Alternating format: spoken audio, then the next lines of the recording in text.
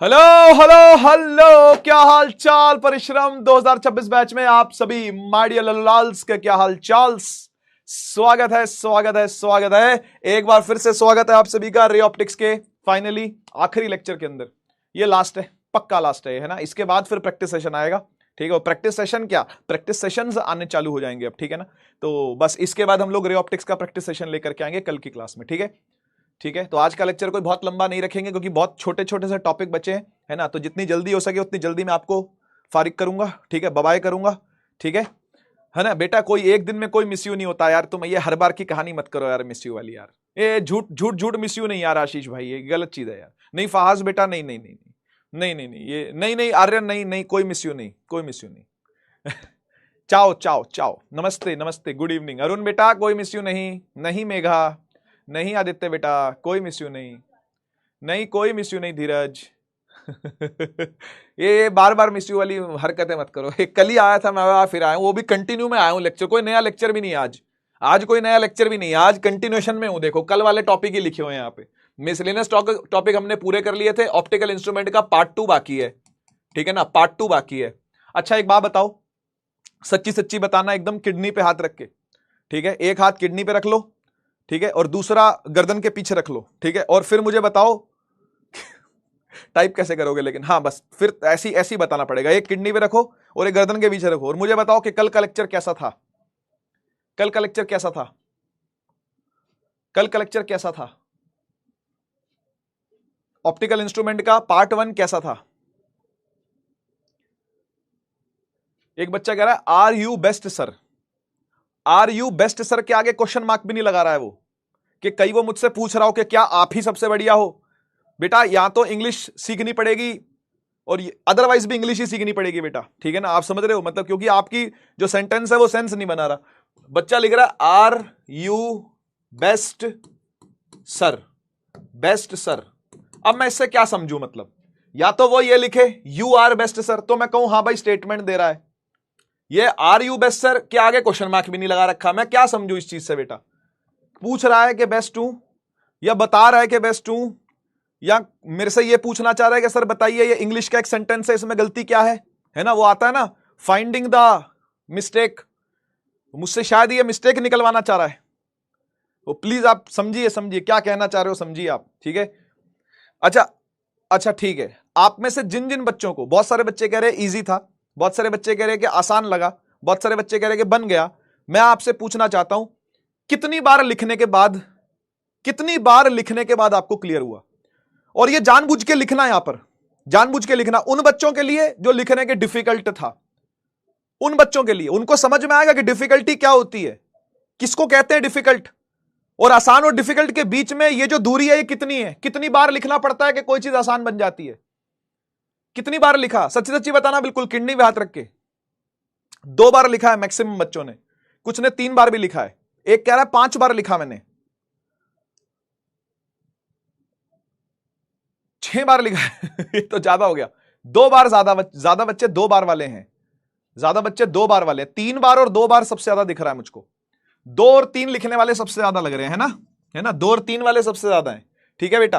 तो यार 2 और 3 बार लिखने के बाद अगर डिफिकल्ट लग रहा है, अगर मुश्किल लग रहा है, तो भाई एक बार और लिख लीजिएगा, एक बार और लिख लेना, ठीक है ना। मुश्किल नहीं लगेगा बेटा, ये आप जितनी जल्दी फेमिलियर हो जाओगे किसी भी टॉपिक से, वो उतना ही आसान लगने लगता है। और ये कोई फिजिक्स की बात नहीं कर रहा, ये जीवन में कुछ भी सीखना हो आपको, चाहे आपको जीवन में ड्राइविंग सीखनी हो भाई, चाहे आपको जीवन में पायलटिंग सीखनी हो, एरोप्लेन उड़ाना भी सीखना होगा ना आपको, तो कैसे सीखा जाएगा।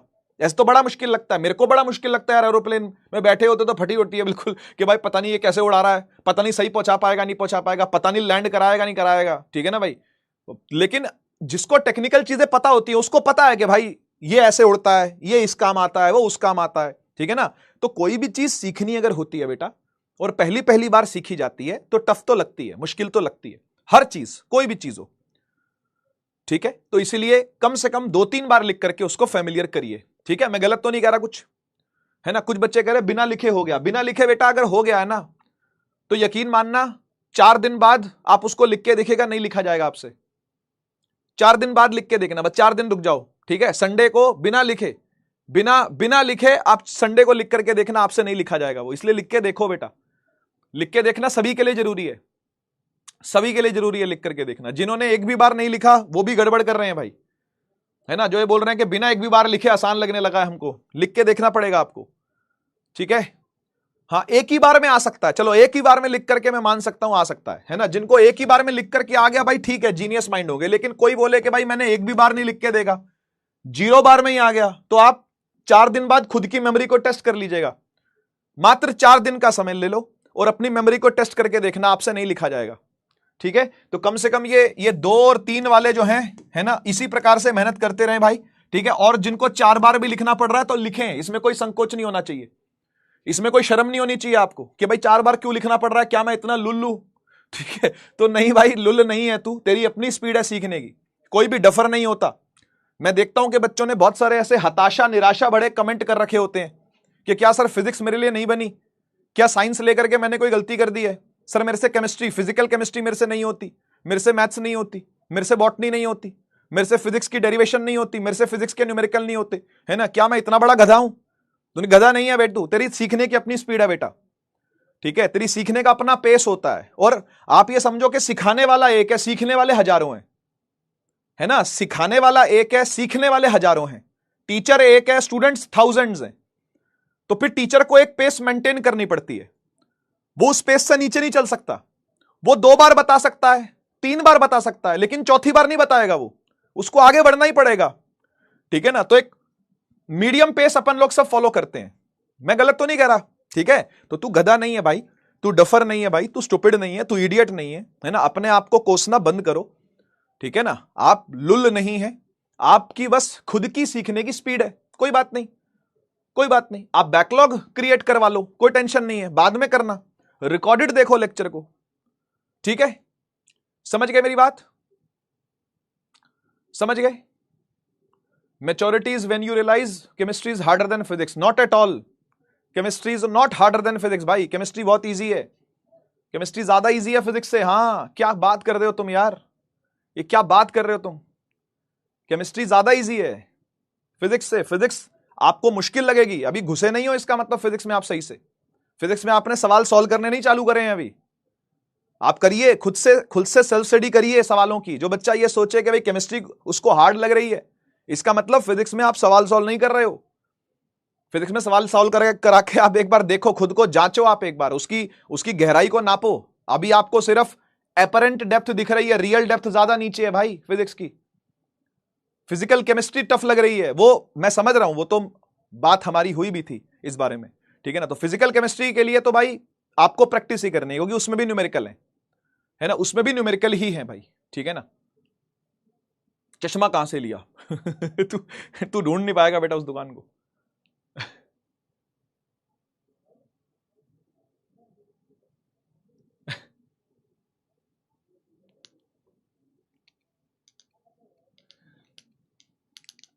दोनों हार्ड है, अच्छा चलो, केमिस्ट्री हार्ड लग रही है क्या यार तुम यार, केमिस्ट्री कैसे हार्ड लग सकती है, केमिस्ट्री कैसे हार्ड लग सकती है यार तुमको।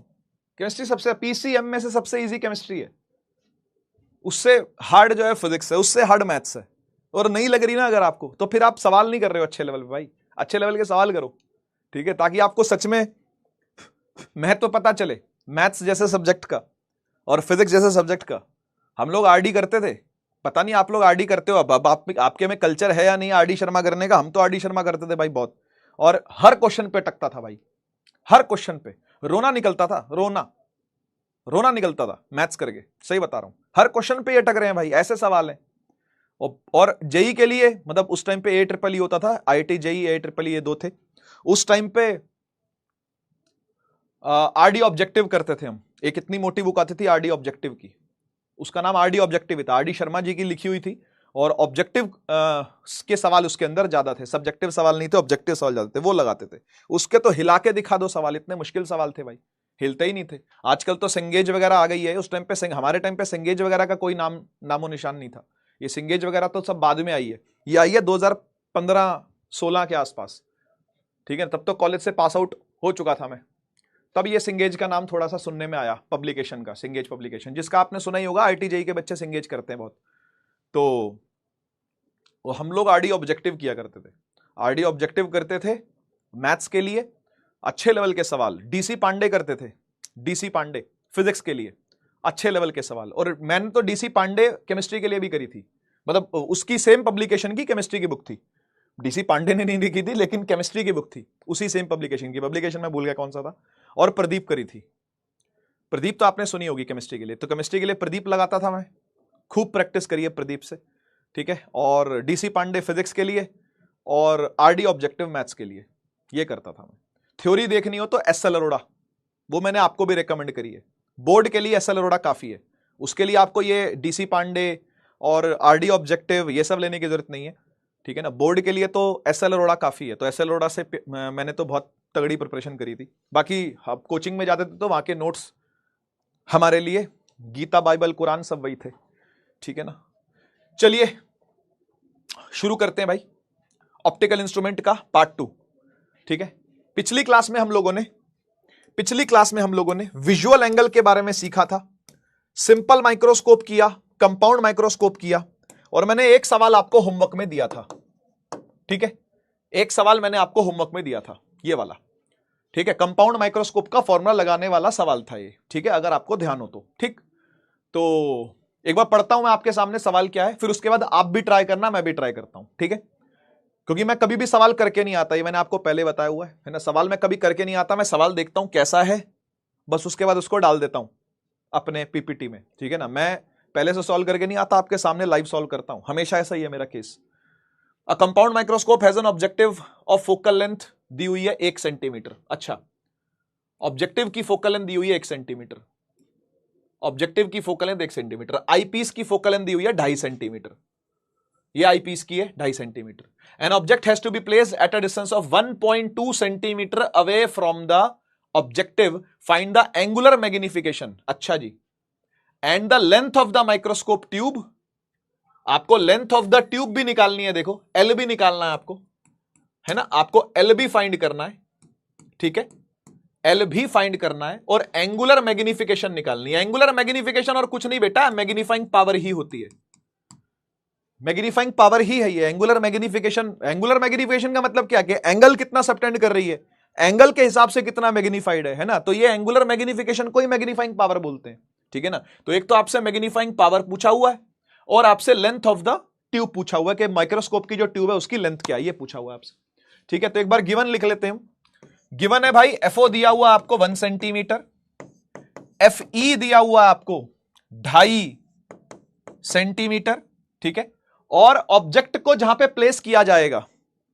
ठीक है ना, वो है 1.2 centimetre away from the objective, यानी ये एक तरीके से यूओ दे रखा है आपको, है ना, यूओ दे रखा है 1.2 सेंटीमीटर, ठीक है। तो आपसे पूछा भाई मैग्नीफाइंग पावर एमपी निकालिए, मैग्नीफाइंग पावर निकालिए कितनी होगी, ठीक है। ऑब्जेक्टिव ऑफ इतना, आई पीस इतना, object has to be placed at इतना, from the objective find the angular motion in the case of, हाँ केस समझ में आया ना, केस देखो क्या लिखा हुआ, least strained eye, strained eye नहीं है ये, लीस्ट स्ट्रेन्ड आई का मतलब रिलैक्स्ड है, लैंग्वेज समझना, क्वेश्चन की लैंग्वेज को समझना, लिखा हुआ लीस्ट स्ट्रेन्ड यानी स्ट्रेन कम होना चाहिए, स्ट्रेन कम होना चाहिए तो मतलब रिलैक्स्ड है ना, तो रिलैक्स वाला फॉर्मूला लगेगा यहां पे, ठीक है। रिलैक्स्ड मैग्नीफाइंग पावर का फॉर्मूला लगाइए और फाइनल आंसर निकालिए जल्दी से, फटाफट फटाफट, पन्ने पलटो, 45 सेकंड का टाइम, पन्ने पलटी है फटाफट और फॉर्मूला लगाओ जल्दी।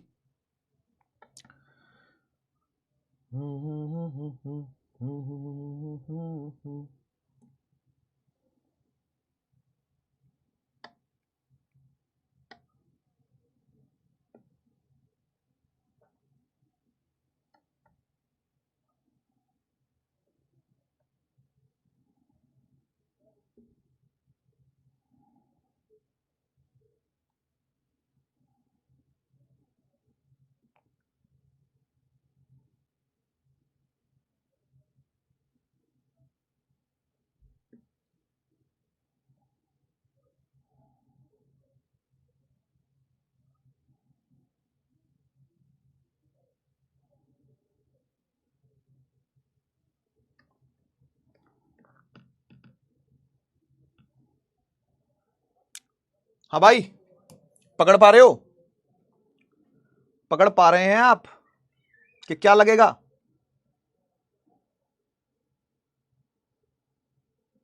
देखो भाई, सबसे पहले तो मैग्नीफाइंग पावर का रिलैक्स्ड वाला केस अपने को लगाना, इतना अपन समझ रहे हैं, ठीक है ना। यहां पे यूओ दिया हुआ है, एफई दिया हुआ है, एफओ दिया हुआ है, ठीक है। तो एक काम करते हैं, वी निकाल लेते हैं हम, ठीक है ना। हम इमेज डिस्टेंस को एक बार निकाल लेते हैं, यानी वीओ, एक बार वीओ फाइंड कर लेते हैं। तो उसके लिए हम लोग फॉर्मूला लगाते हैं 1/FO is equal to 1/VO minus 1/UO, ठीक है। एक बार पहले वीओ निकाल लेते हैं। एफओ कितना है?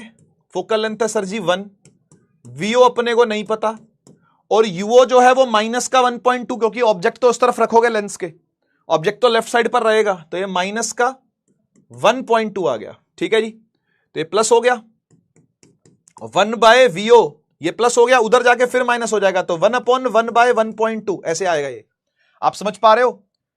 ये माइनस माइनस प्लस हो गया है, उधर जाके फिर माइनस हो जाएगा, ठीक है ना। तो यहां से हम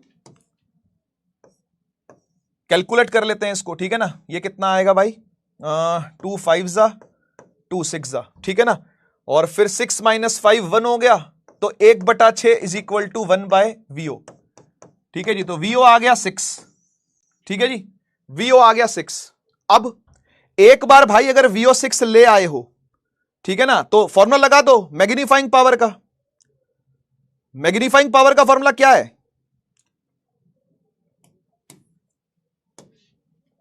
मैग्नीफाइंग पावर का फॉर्मूला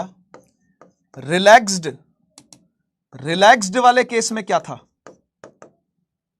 जल्दी से बताइए भाई, रिलैक्स्ड वाले केस में क्या था? रिलैक्स्ड वाले केस में क्या है? VO by UO, VO by UO, VO by UO, और आगे आगे रिलैक्स्ड वाला केस है भाई D बाय FE। बस ये लगाना है आपको, इसको लगाना है। VO मिला हुआ अपने को, हां निकाल लिया है। UO अपने पास है, हां ये रहा। D कितना होता है? 25। FE कितना है? गिवन है। पुट कर दो, आंसर निकाल लो जल्दी से। चलो मैं करता हूं, यहां कर दूं, इधर करता हूं। मैग्नीफाइंग पावर निकाल रहे हैं। VO कितना है भाई? 6 है। UO कितना है बेटा? 1.2 है। D कितना है जी? 25 है। और FE वो कितना है? वो 2.5 है, ठीक है। पॉइंट हटाया, 0 ऊपर आया, एक और पॉइंट हटाया, एक और 0 ऊपर आ गया। तो 6 कम 6, 6 दूनी 12, और 25 से 25 तो कट गया, और 2 से कटेगा तो ये क्या खुल गया, 2 से कटेगा तो 50 आएगा। तो मैग्नीफाइंग पावर कितनी आ गई बेटा? 50 आ गई। 50 मैग्नीफाइंग पावर आ चुकी है, ठीक है ना। तो ये ऑप्शन कहां से मैच कर रहा है? अरे भाई वैसे ही ए मैच हो गया, ये तो और कोई 50 है भी नहीं, है ना, और कोई 50 है भी नहीं। तो 8.5 आएगी लेंथ ऑफ द ट्यूब, अगर आप निकाल करके देखोगे, है ना। लेंथ ऑफ द ट्यूब क्या होती है? लेंथ ऑफ द ट्यूब का फॉर्मूला क्या है भाई? एल का फॉर्मूला क्या है? याद है? याद है लेंथ ऑफ द ट्यूब का फॉर्मूला? अगर रिलैक्स्ड वाले केस में याद है तो कोई बात नहीं, अच्छी बात है, और नहीं भी याद है तो कोई दिक्कत नहीं है, ठीक है ना। वैसे आपको याद दिलवा दूं कि रिलैक्स्ड वाले केस में VO प्लस FE थी, है ना, VO प्लस FE थी, अगर याद दिलवाऊं तो।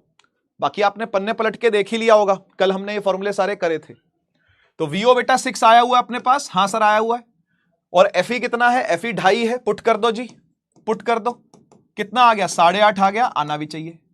बढ़िया, समझ में आ गया। चलूं आगे, चलें जी, बड़े जी आगे आओ, आओ फिर चलते हैं भाई टेलीस्कोप पर, ठीक है।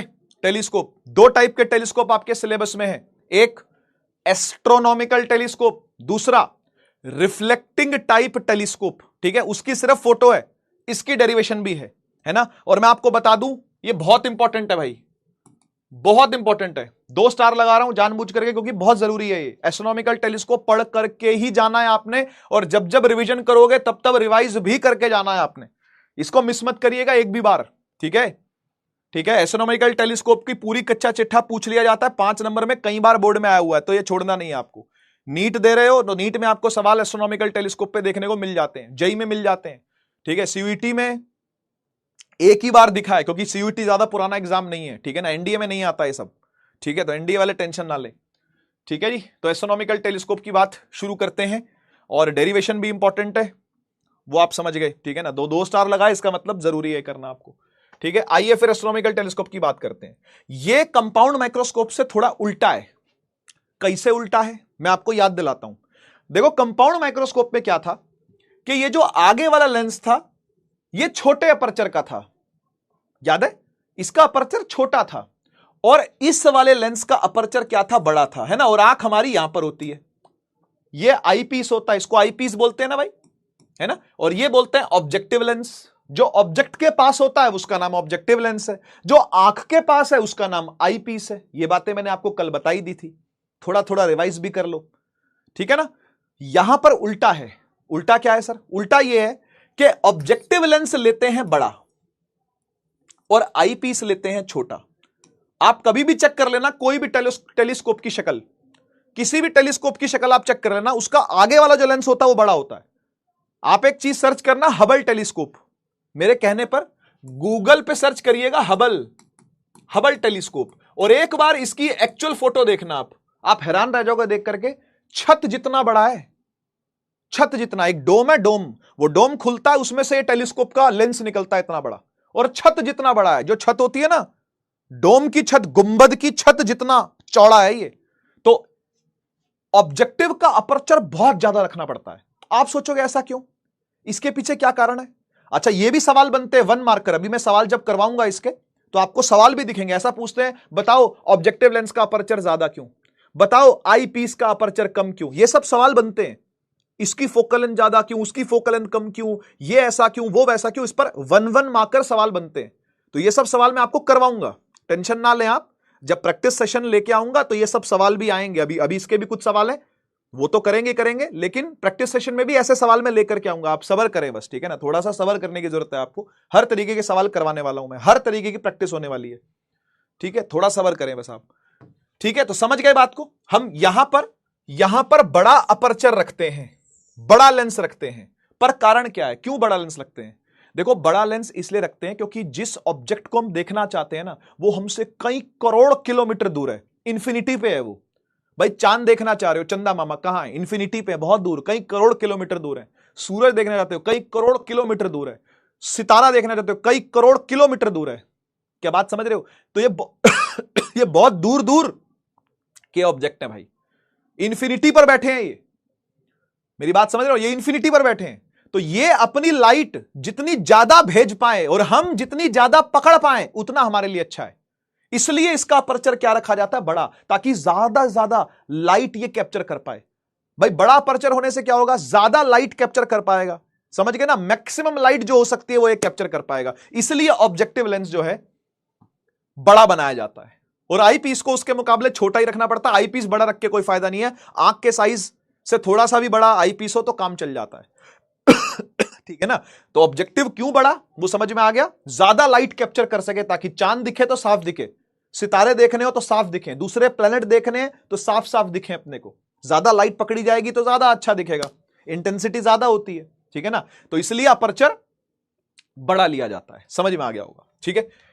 चलिए फिर, यहां पर भी 2 ही लेंस है भाई, दोनों ही कॉन्वेक्स होते हैं, ठीक है जी, दोनों ही कॉन्वेक्स होते हैं। एक का अपर्चर बड़ा जिसको ऑब्जेक्टिव लेंस कहते हैं, और एक का अपर्चर ज्यादा बड़ा रखने की जरूरत नहीं है, उसको आई पीस कहते हैं। तो इसके सेंटर को ई ले रहा हूं, कल भी ऐसे ही लिया था मैंने, याद होगा आपको, कल भी मैंने ऐसे ही लिया था। इसके सेंटर को ओ लिया था, इसके सेंटर को ई लिया, ताकि पता चले ये ऑब्जेक्टिव लेंस है और ये आई पीस है, आइडेंटिफाई अलग अलग हो सके दोनों, ठीक, बढ़िया।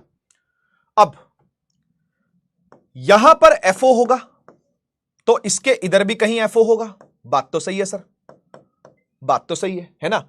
अच्छा, ये अपर्चर है तो अब ये आईपीस है, थोड़ा और इधर करता हूं,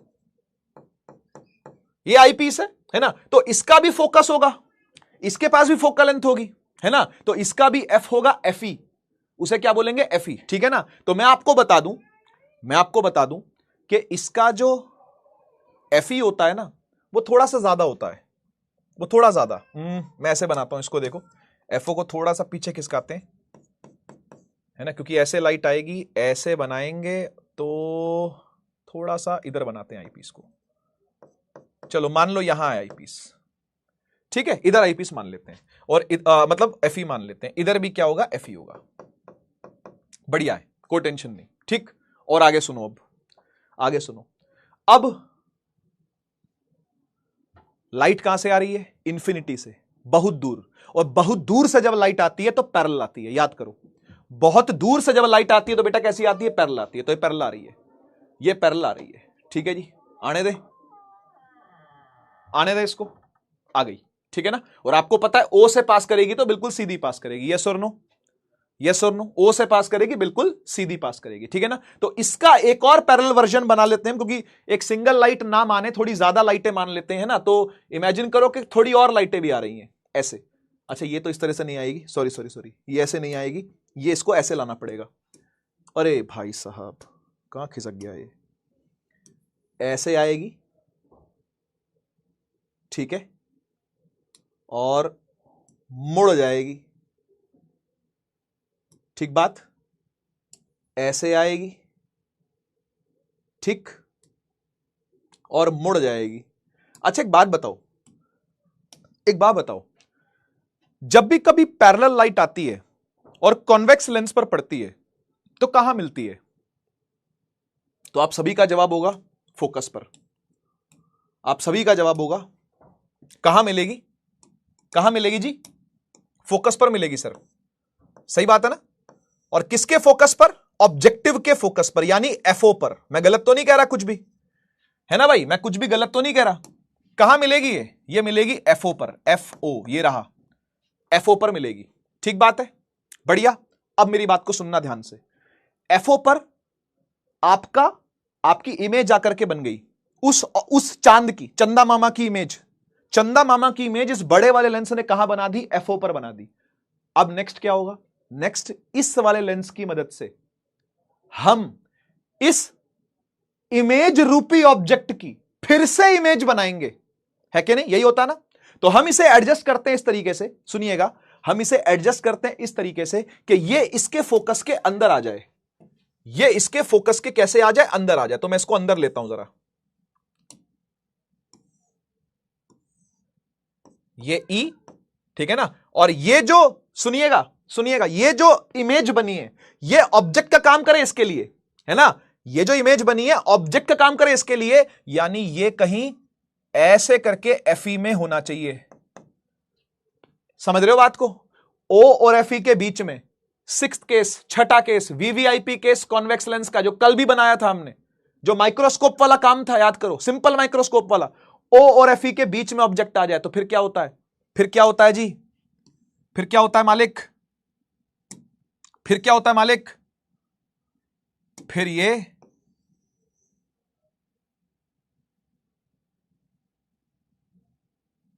इसको थोड़ा बड़ा कर देता हूं ताकि आपको लगे कि लाइट भाई लेंस में से ही जा रही है, बाहर से नहीं जा रही है, ठीक है ना। हां, तो ये फैलेगी ना लाइट? अरे बोलो, अरे बोलो बोलो बोलो। ये लाइट तो उस तरफ तो फैलेगी लेकिन पीछे की तरफ मिलेगी। तो मिलाएं, मिलाएं जी मिलाएं, आओ इसको मिलाते हैं, आओ इसको मिलाएं। ये इधर और ये इधर, ये मिल गई भाई, ये मिल गई। थोड़ा थोड़ा और आ जाओ, थोड़ा थोड़ा और आ जाओ, यहां मिल गई। और जहां मिल गई बेटा वहीं पर आपकी फाइनल इमेज खड़ी हो जाएगी। ये रही आपकी फाइनल इमेज, ये रही आपकी फाइनल इमेज।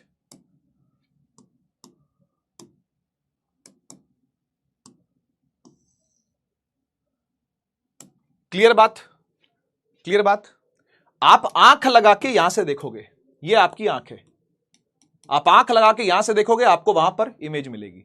अच्छा, एक बात समझ लीजिएगा ध्यान से कि एस्ट्रोनॉमिकल टेलीस्कोप बड़ा करके नहीं दिखाता, पास करके दिखाता है। इसका काम बड़ा करके दिखाना नहीं होता, क्योंकि वो तो पहले ही बहुत बड़े हैं भाई। आप समझ रहे हो? चांद तो पहले ही बहुत बड़ा है, सूरज तो पहले ही बहुत बड़ा है, तो उसको बड़ा करके नहीं दिखाना टेलीस्कोप को, टेलीस्कोप उसको पास करके दिखाता है। समझ गए ना? तो ये क्या करता है, एक बहुत दूर वाले सेलेस्टियल ऑब्जेक्ट की, एक बहुत दूर वाले हेवनली बॉडी की इमेज को पास में लाके बनाता है। समझ में आया? ये बड़ा नहीं कर रहा, ये पास कर रहा है। इस ऑब्जेक्टिव लेंस ने क्या किया, इसको पास में बनाया, ठीक है। फिर हमें यह छोटा लग रहा था, देखने में इतना सा लग रहा था, तो हमें लगा इसको थोड़ा सा बड़ा करके देखते हैं, तो इसलिए हमने एक और लेंस लगा दिया, समझ गए ना, ताकि यही वाली जो इमेज है वो थोड़ी सी बड़ी होकर हमको दिखे। तो असल में मेन ऑब्जेक्ट को बड़ा नहीं किया गया, यहां पर मैग्निफिकेशन तो हुई है।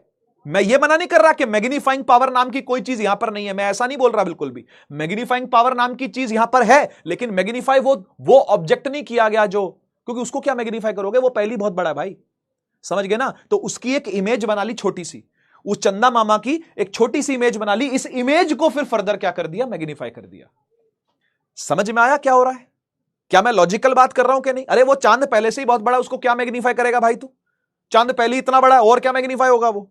तो बात को समझो, उसको पास करके बनाया जा रहा है, उसको पास में ले आए हैं। अब पास में ले आए तो छोटी सी इमेज बन रही थी, उससे ढंग से चांद दिख नहीं रहा था, चांद के गड्ढे देखने हैं, चांद की खूबसूरती देखनी है, चांद पे क्या गिरा हुआ है वो सब देखना है, तो उसको थोड़ा सा और बड़ा करके आपको दिखाया गया। That's it. क्या समझे बात को? ये होता है एक्चुअली में प्रिंसिपल एस्ट्रोनॉमिकल टेलीस्कोप का। ठीक, अब मैग्नीफाइंग पावर की बात तो आएगी यहां पर, ऐसा तो नहीं कि नहीं आएगी। तो आइए बात करते हैं मैग्नीफाइंग पावर की।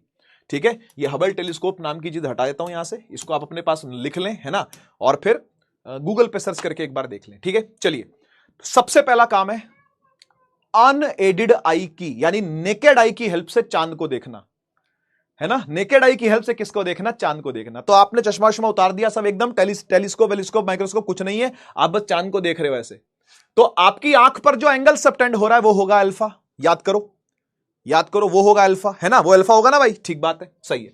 तो देख भाई, दूर से रे आ रही है, बहुत बहुत बड़ा कहीं ऑब्जेक्ट है, दूर से रे आ रही है, ठीक है ना, दूर से रे आ रही है, और हॉरिजॉन्टल लेवल पर तेरी आंख रखी हुई है, तो यहां पर ये जो एंगल बनेगा ये अल्फा होगा। सही बात है ना। अच्छा एक बात बता, एक बात बता, सोच, इस लेंस को मार गोली, इस ऑब्जेक्टिव लेंस को मार गोली, गोली मार इसको, और तू अपनी आंख को यहां रख के सोच। मान ले तेरी आंख यहां पे है, इधर तेरी आंख इधर है, इधर ये रही तेरी आंख, ये रही तेरी आंख, तो क्या ये फिल्म और ये फिल्म अलग अलग चल रही है क्या? ये फिल्म भाई लेंस तो है नहीं, जस्ट इमेजिन यहां पे लेंस तो है ही नहीं, तूने यहां अपनी आंख रखी हुई है, तो ये वाली फिल्म और ये वाली फिल्म अलग अलग है क्या? एक ही फिल्म है भाई दोनों। वो भी इन्फिनिटी से लाइट आ रही है, हॉरिजॉन्टल लाइन से अल्फा पे गिरी, वो भी एक्चुअल रे आ रही है चांद से, एक्चुअल रे सूरज से आ रही है, तेरी आंख पे गिरी, हॉरिजॉन्टल के साथ एंगल क्या बनेगा? एंगल बनेगा अल्फा। समझ में आया? अल्फा यहीं दिख रहा है, यहां कहीं और जाने की जरूरत नहीं है, उड़ा दे इसको, हटा दे इसको, अल्फा तुझे यहीं दिख रहा है मेरे बच्चे। बस इमेजिन करना है आपको कि यहां पर मैंने आंख रखी हुई है, मैं गलत तो नहीं कह रहा, बस बात खत्म, बहुत बढ़िया। ठीक है जी, तो ये है आपका अल्फा, ये रहा, ओए ये है आपका अल्फा, ये समझे ना, दिस इज अल्फा।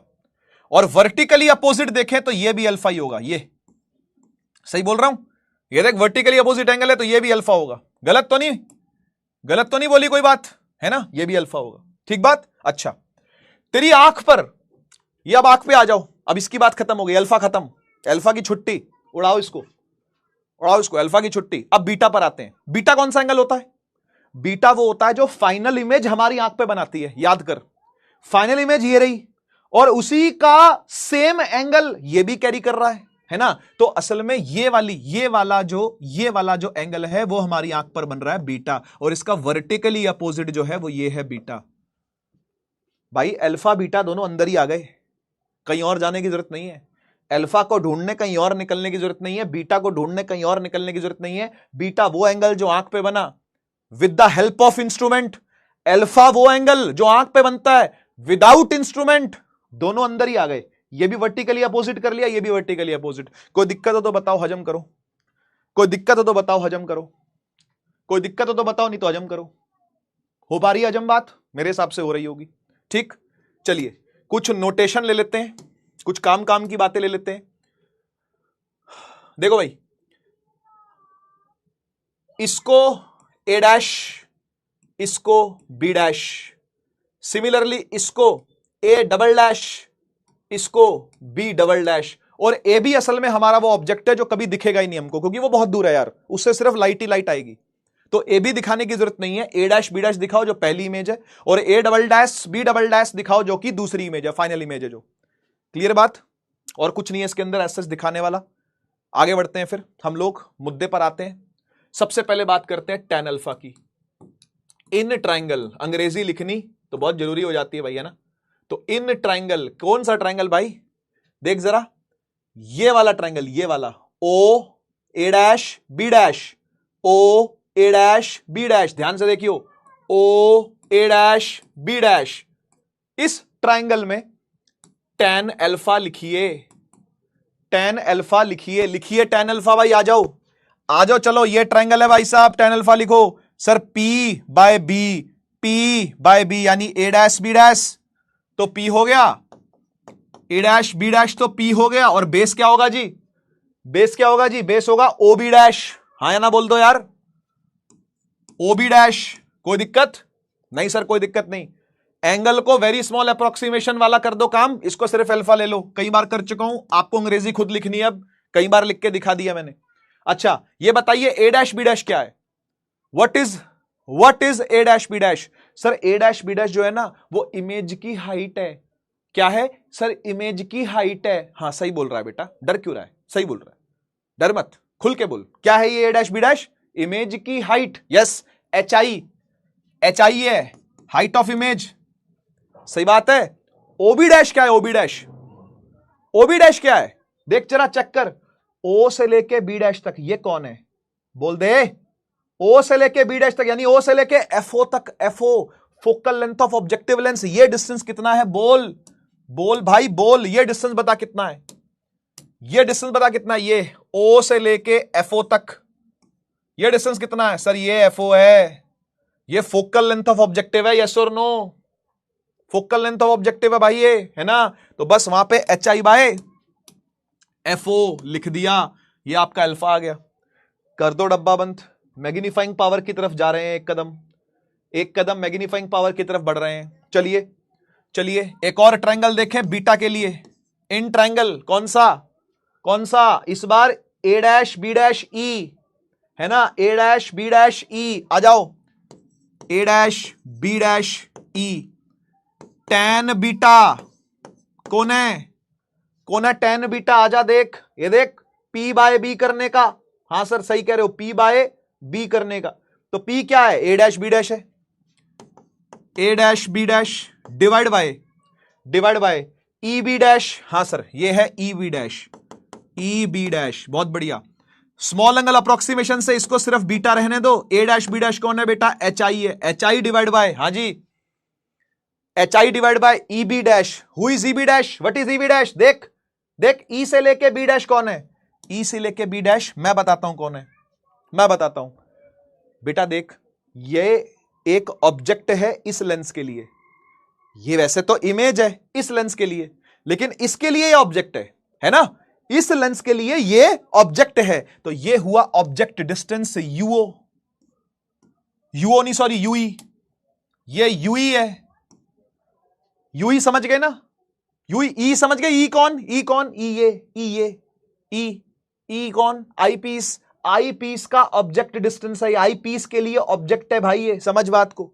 तो ये क्या है? ये यूई है। आइए पुट करें वहां पे, आइए पुट करें, कौन है ये यूई है सर, यूई। कर दो बीटा बंद, कर दो बीटा का डब्बा बंद भी, ठीक है, बढ़िया। क्या अल्फा आ चुका है? यस। बीटा आ चुका है? यस। मैग्नीफाइंग पावर निकाल बेटा जल्दी से।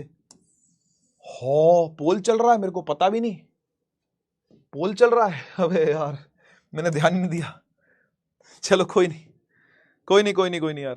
हर्षल, नकुल, उदय, संस्कार, अनुष, सैयद, राशु, अनुराग, उज्जवल, मयंक, सॉरी यार, सॉरी, कोई नहीं, आगे चलते हैं। बीटा क्या है? एच आई बाय यू, है ना। अच्छा मैग्नीफाइंग पावर अपने को निकालना था, एमपी निकालना था, एमपी। और मैग्नीफाइंग पावर होता है बेटा बीटा अपॉन में अल्फा, यस और नो? कौन बीटा कौन? जब इंस्ट्रूमेंट की हेल्प से फाइनल इमेज आंख पर एंगल बनाए वो बीटा, और विदाउट एनी इंस्ट्रूमेंट सीधा ऑब्जेक्ट हमारी आंख पे एंगल बनाए तो वो अल्फा। तो बीटा बटा अल्फा करना है आपने, पुट करिए जल्दी से। बीटा कितना है? H I by UE whole divide by H I by FO. सही करा, इसको और इसको डिवाइड कर दिया, बेटा एच आई से एच आई कट गया, एफओ चला गया ऊपर, यूई आ गया नीचे, तो मैग्नीफाइंग पावर जो आ गई वो आ गई एफओ बटा यूई, एफओ बटा यूई, ये आ गई मैग्नीफाइंग पावर। सही है, एमपी आ चुका है आपके पास, मैग्नीफाइंग पावर आपके पास आ गई एफओ बाय यूई। ठीक है, अब ये जनरल फॉर्मूला आया है, केसेस बनाएंगे और दो ही केस बनेंगे। वही एक तो आपको डी पे रख के देखना है इमेज को कि भाई स्ट्रेन कितना ज्यादा आई पर, जितना ज्यादा मैग्नीफाई करके देखना है, मतलब आपने चांद के कितने गड्ढे गहरे देखने हैं आपने, ठीक है ना। दूसरा आपको इन्फिनिटी देखना है, यानी रिलैक्स आई से देखना है आपको, है ना। मून देखने की ज्यादा परवाह नहीं करनी आपको, मून देखना है बस, चंदा मामा को देखना है और पास से ही देखना है, लेकिन फिर भी रिलैक्स होकर के देखना है, तो वो फिर केस इन्फिनिटी वाला बनेगा। दो केस बनते हैं, आपको सबको पता ही है। ठीक है, अच्छा लेंथ ऑफ द ट्यूब की बात भी कर लेते हैं यार यहां पे, है ना। कर ले, लगे हाथ, लगे हाथ, लेंथ ऑफ द ट्यूब की बात भी कर ले। एल का फॉर्मूला भी देख ले क्या है। एल होता है यहां से लेके यहां तक की दूरी, तो एफओ है और यूई है। देख यहां से यहां तक एफओ, यहां से यहां तक यूई, हो गया काम। एफओ प्लस यूई,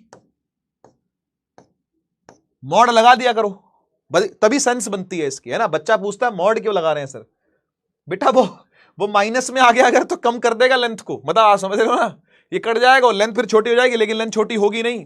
ओरिजिनली देखेंगे तो लेंथ उतनी रहेगी, ठीक है ना। एक ऑब्जेक्टिव लेंस और आईपीस के लेंस के बीच के डिस्टेंस की बात हो रही है ना, तो इसलिए ये पूरा पूरा विदाउट साइन लेना है आपको। और आपने एक चीज नोट करी, मैग्नीफाइंग पावर में भी हम लोग साइन को ज्यादा तवज्जो दे नहीं रहे हैं। साइन को लेके पंगा मैं सिर्फ लेंस फॉर्मूला में क्रिएट कर रहा हूं, उसके अलावा यहां पे कोई पंगा नहीं है साइन को लेकर के। तो आप साइन को लेकर के ज्यादा प्रॉब्लमेटिक ना हो, ज्यादा टेंशन ना ले। कहीं माइनस साइन दिख जाता है ना, तो उसका मतलब है कि इमेज नीचे बन रही है, और इमेज नीचे सच में बन भी रही है, तो फाइनल आंसर आपका माइनस निकल के आ जाएगा, तो कोई दिक्कत नहीं है। ठीक है ना, तो साइन को ज्यादा तवज्जो नहीं दी जाती है मैग्नीफाइंग पावर के फॉर्मूलों में और एल के फॉर्मूलों में, क्योंकि अपने को सेंस समझ में आती है कि सेंस कहना क्या चाह रहा है, मोटी बात क्या करना चाह रहा है, अपने को वो समझ में आता है। पर लेंस फॉर्मूला लगाते हुए आपने हर बार देखा है मैंने साइन लिए हैं, अभी भी लूंगा। देखो ये मैग्नीफाइंग पावर आ चुका है, अब इससे दो केस बनाते हैं, फटाफट से आ जाओ। हाँ जी, क्या थी मैग्निफिकेशन यार, क्या थी magnification sir, FO by UE है ना, यही है देखो, एफओ बाय यूई। ठीक, ये मैग्नीफाइंग पावर का जनरल फॉर्मूला पीछे से मैं निकाल के लाया हूं। ठीक, अब एक केस रिलैक्स्ड आई का और दूसरा केस स्ट्रेन्ड आई का, तनी हुई, जहां मसल्स होंगे, जहां पर तकलीफ हो रही होगी देखने में, है ना। सबसे पहले रिलैक्स की बात कर लेते हैं। ठीक है बेटा, रिलैक्स के लिए अपने को वी लेना पड़ता है इनफाइनाइट, है ना। फाइनल इमेज कहां बननी चाहिए, इंफिनिटी बननी चाहिए, यस और नो। तो ये आईपीस की बात होती है सारी, ये वीई है, आप समझते हो ना ये बात। ये सब आईपीस की बातें हो रही होती हैं कि भाई आपको फाइनल इमेज कहां चाहिए, भाई इंफिनिटी चाहिए, रिलैक्स होकर देखना अपने को, ठीक है ना। तो वीई इंफिनिटी अपने को चाहिए, ये वो चाह रहा है। ठीक, तो हम फॉर्मूला लगाएंगे 1/f is equal to 1/v minus 1/u। ठीक है, और u जो होगा वो हमारा माइनस ऑफ यू ही होगा, ठीक है ना, क्योंकि ऑब्जेक्ट तो इधर ही है।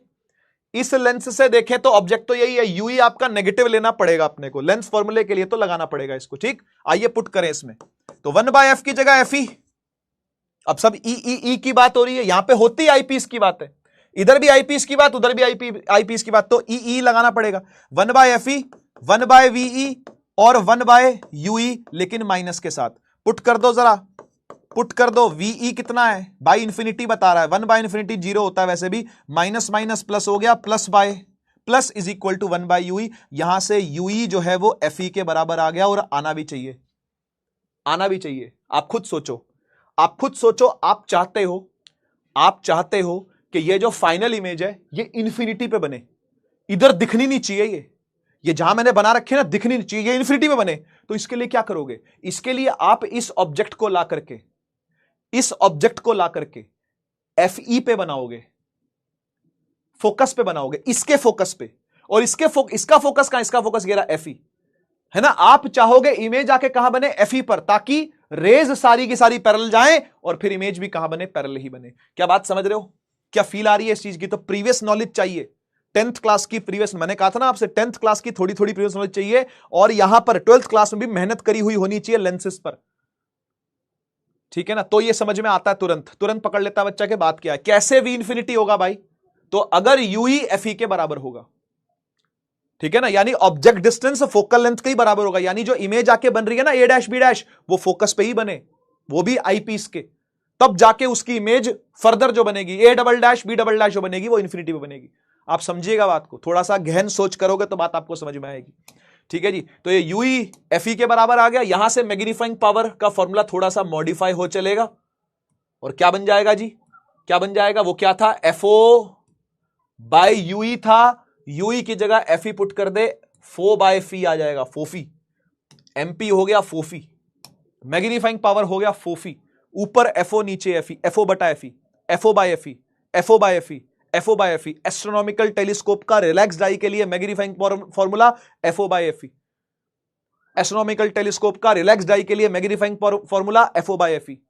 और लेंथ ऑफ द ट्यूब पे भी आ जाओ, वो क्या था, वो था एफओ प्लस यूई, है ना, ये देख एफओ प्लस यूई, और यूई की जगह आप तू एफई लिखेगा, यूई की जगह आप तू एफई लिखेगा तो ये हो जाएगा एफओ प्लस एफई। क्या बात है सर, आसान हो गया है तो बहुत, हाँ जी बिल्कुल आसान हो गया, और सवाल भी बनते हैं, आसान भी है और सवाल भी बनते हैं जी। ठीक है, तो मैग्नीफाइंग पावर बन गई एफओ बाय एफई, लेंथ बन गई एफओ प्लस एफई, है ना, मैग्नीफाइंग पावर क्या बन गई, एफओ बाय एफई, लेंथ क्या बन गई, एफओ प्लस एफई। ठीक, बढ़िया। तो ये दो फॉर्मूले हैं बेटा रिलैक्स्ड के। अब इधर आ जाओ, स्ट्रेन्ड की बात कर लेते हैं। स्ट्रेन्ड मतलब जब मसल्स तने हुए होते हैं आंखों के, आंखें बेचारी तनाव में होती हैं, स्ट्रेस में होती हैं, ठीक है ना, तो फिर स्ट्रेन्ड आई वाला जो केस बनेगा वो ये बनेगा कि आपकी जो फाइनल इमेज है वो बननी चाहिए भाई डी पे, तो माइनस का साइन लेंगे ही लेंगे, क्योंकि हम चाह रहे हैं अब डी पर बने। जितना मैक्सिमम चांद बड़ा देख सकूं मैं देखूं, जितना मैक्सिमम चांद मुझे बड़ा दिख सके मैं देखूं, गड्ढा गड्ढा देखूं, कितने गड्ढे हैं तुझ में और उस गड्ढे में कितना पानी भरा है, उसमें कितना कीचड़ भरा है वो भी देखूं, उस कीचड़ में कितने लोग गिरे हुए हैं ये भी देखूं। मतलब मैग्नीफाइंग पावर मैक्सिमाइज कब करेगी, जब आप डी पर देखोगे उसको, है ना, बहुत पास देखोगे जब आप उसको। तो वीई क्या है, माइनस डी, बहुत बढ़िया। अब तो बाकी तो सब निकालेंगे हम, है ना, और u को अपन u ही ले लेते हैं, वो भी माइनस वाला ही होता है, ठीक है ना। तो लगाओ 1/f is equal to 1/v minus 1/u, एकदम बेसिक से स्टार्ट करता हूं मैं फॉर्मूले को, फिर इसमें पुट करके आपको दिखाता हूं। तो स्टेप बाय स्टेप, मैं कोई स्टेप नहीं खाता भाई, आपको भी नहीं खाना, क्योंकि आप तो सीख रहे हो, मैं सीखा सिखाया हूं भाई। मैं भी जब कोई स्टेप नहीं खा रहा तो आपने भी नहीं खाना, ठीक है ना। 1/f की जगह f लिख दिया, v की जगह पर माइनस का d लिख दिया, और u की जगह पर माइनस का u लिख दिया, माइनस माइनस प्लस हो गया भाई। तो 1/f is equal to minus 1/d और प्लस 1/u। ये कल भी निकाला था फॉर्मूला, कोई नई चीज नहीं है ये, कल आप कर चुके हो इस काम को। देखो उसको उधर लेके जाएंगे और आपको ये जाना पहचाना लगेगा। बाकी पन्ना पलट के देख लो, पलट लो, कोई दिक्कत नहीं है, आराम से पन्ना पलट के देखो। ये आपने कल भी देखा हुआ है, इसको आपने कल भी देखा हुआ है, कल भी स्ट्रेन्ड आई किया था हमने एस्ट्रोनॉमिकल टेलीस्कोप के लिए, वहां पर ये देखा था आपने, माइक्रोस्कोप में देखा था आपने, ठीक है ना। तो ये दिखता है, बार बार दिखता है। खैर 1/u दिख रहा है आपको यहाँ पे, हाँ सर दिख रहा है, FO डिवाइड बाय यूई, यानी FO के साथ 1/u मल्टीप्लाइड है, उठा के वहां रख दो। मैग्नीफाइंग पावर का नया फॉर्मूला बन जाएगा, मॉडिफाइड फॉर्मूला बन जाएगा। FO तो है ही है सर, और जो नीचे यूई है वो 1/u है, यानी बाकी का एज इट इज लिख दो 1/fe प्लस 1/d, ठीक है। FO बेशक अंदर मल्टीप्लाई कर दे बेटा, FO बेशक अंदर मल्टीप्लाई कर दे, ये क्या बन जाएगा, ये बन जाएगा FO/fe, है ना, और FO/d, ठीक है। तो इस तरीके से भी याद रख सकते हो, आपकी इच्छा है, मतलब इसको आपको जैसे भी याद रखना हो ये आपकी इच्छा है, ठीक है। तो ये मैग्नीफाइंग पावर का फॉर्मूला बन गया FO/fe प्लस FO/d, और FO/fe तो देखो वही बन रहा था, उससे ज्यादा ही कुछ बन रहा है यहां पर, तो ये ज्यादा मैग्निफिकेशन है, आप समझ सकते हो इस बात को। ये फॉर्मूला उससे बड़ा है ना, ये फॉर्मूले में कुछ जुड़ रहा है ना, आगे जाके ऐड हो रहा है ना कुछ, तो ये बड़ा ही बनेगा। ये मैक्सिमाइज्ड मैग्नीफाइंग पावर है, सबसे बड़ी मैग्नीफाइंग पावर यही है, ठीक है ना, एस्ट्रोनॉमिकल टेलीस्कोप में।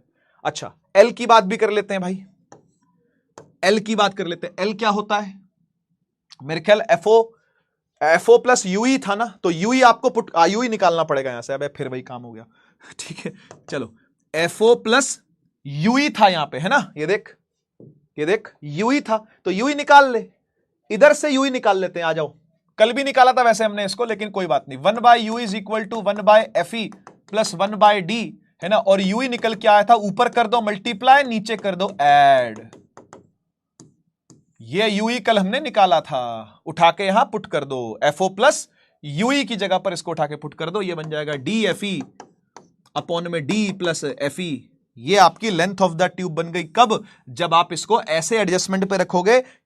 वो देखा ना, ऐसे ऐसे करके एडजस्टमेंट करते हैं, टेलीस्कोप का भी और माइक्रोस्कोप को भी यूं यूं करके देखते हैं। ये वही करना है असल में, ये सब वही करना है कि कैसे हम उसको दूर करके देखें, कैसे उसको हम स्ट्रेंड देखें।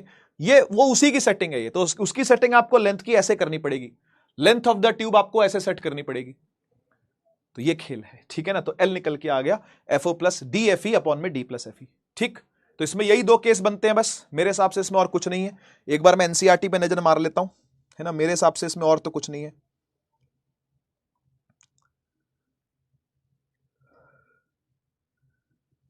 ठीक है, एक सेकंड में NCERT खोल लेता हूं भाई।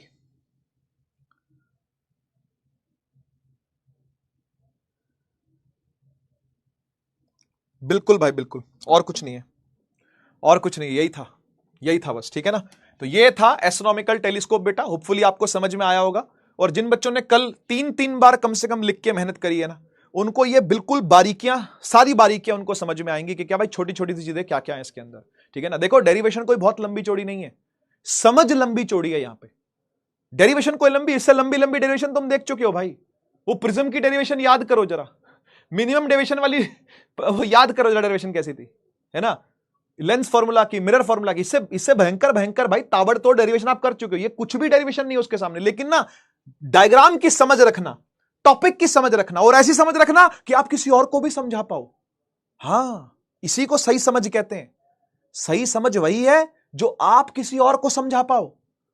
तो ट्राई करना, एक बार कोशिश किया करो ये काम करने की, ठीक है ना। वो मुझे पता है कि लोगों को तुम पे विश्वास नहीं होता कि तुम उनको सही सिखा पाओगे नहीं, लेकिन फिर भी ऐसा विश्वास कायम करो यार कि तुम्हारे कहने से लोग सुने, तुम्हारे कहने से लोग रुके, तुम्हारे कहने से लोग तुम्हारी बात को सुने, समझे, बैठे तुम्हारे साथ।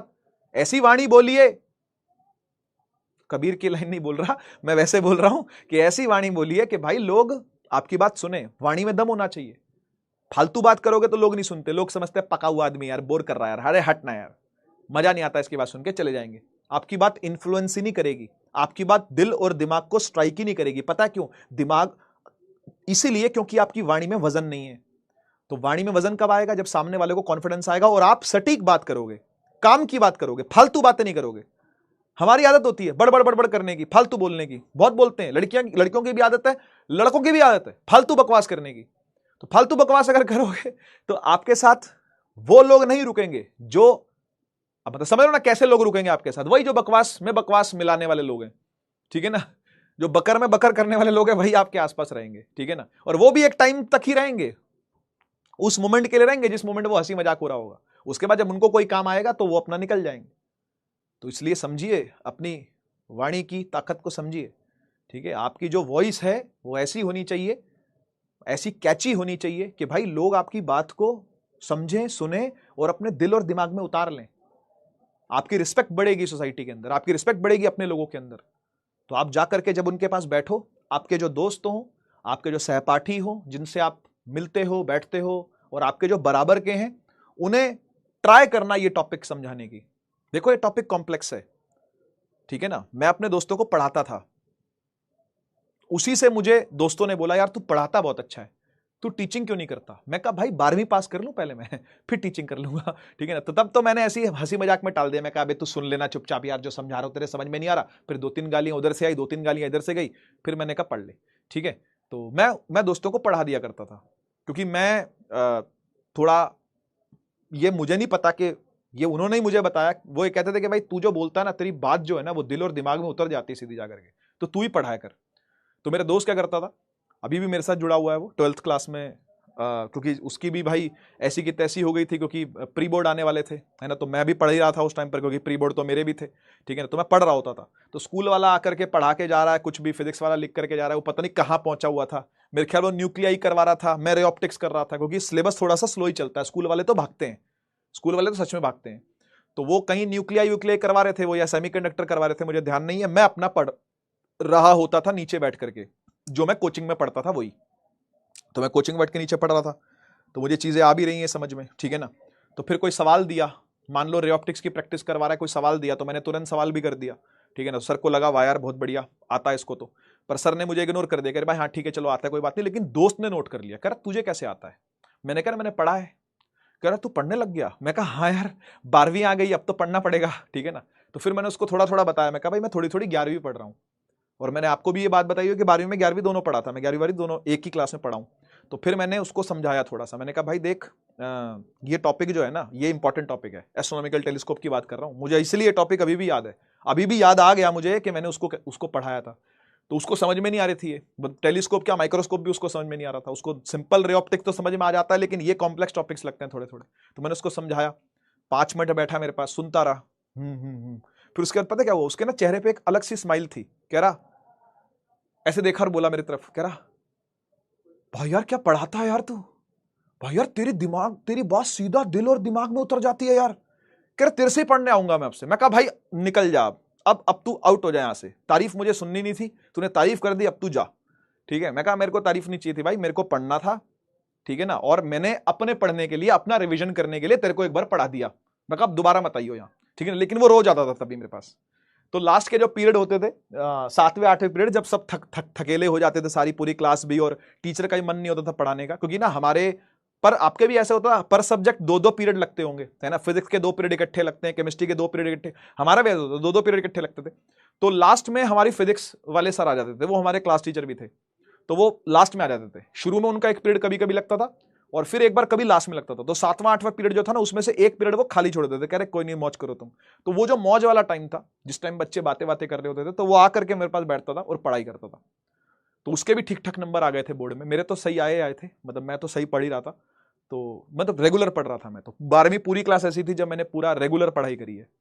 तो उसने आकर के मुझसे बहुत सारे टॉपिक पढ़े, उसने आकर के मुझसे ऑर्गेनिक की मुझे अभी भी याद है, ऑर्गेनिक की जितनी भी वो होती है ना, वो क्या बोलते हैं उनको, जो ऐसे से लेके जाते हैं, क्या बोलते हैं, मैकेनिज्म, हाँ मैकेनिज्म जितनी होती है वो सारी मुझसे पढ़ी उसने। उस टाइम पे मैकेनिज्म मुझे बहुत आते थे, एल्डोल कंडेंसेशन की डेरिवेशन करवा दो, ठीक है ना, और वो थी हेल्महोल्ट्ज ज़ेलेंस्की की डेरिवेशन करा दो, ठीक है, वो डेरिवेशन कह रहा हूँ, फिजिक्स चल रही है ना, क्या बोलते हैं उसको, डेरिवेशन नहीं, मैकेनिज्म करा दो। तो मैकेनिज्म वो बहुत सारी पढ़ करके गया मुझसे। उस टाइम पे मैकेनिज्म आती 5-5 नंबर की थी, अब पता नहीं आती कि नहीं आती केमिस्ट्री के पेपर में।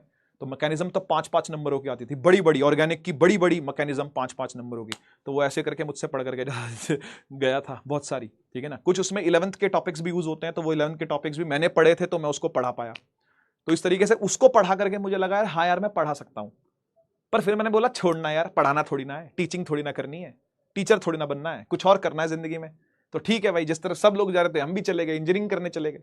इंजीनियरिंग करने चले गए तो इंजीनियरिंग कॉलेज में घुस गए, कॉलेज में घुस गए तो वैसे ही बट्टा बैठ गया, वहां कोई नहीं पढ़ता है ना, आपका ही मन नहीं करेगा पढ़ने का, ना कोई पढ़ने को बोलता है, ना कोई पढ़ाता है, ना कोई पढ़ता है, कोई माहौल नहीं होता पढ़ने का कॉलेज में। बहुत मुश्किल से रेयरली कभी एग्जाम डेज आते हैं, एग्जाम सीजन आता है, तो उससे पहले पहले थोड़ा बहुत फोन वोन खड़काते, अरे यार नोट्स दे दे, अरे भाई ये कर दे, भाई कहीं से जुगाड़ कर दे, है ना, आजा भाई साथ में पढ़ते हैं, भाई भाई मुझे कुछ नहीं आता, भाई तू मुझे पढ़ा दियो भाई। तो कॉलेज में एक अलग ही माहौल होता है उस टाइम पर, ऐसे रेगुलर पढ़ाई करने का या कुछ सीखने का कि भाई कुछ सीख जाए हम, कोई माहौल नहीं होता।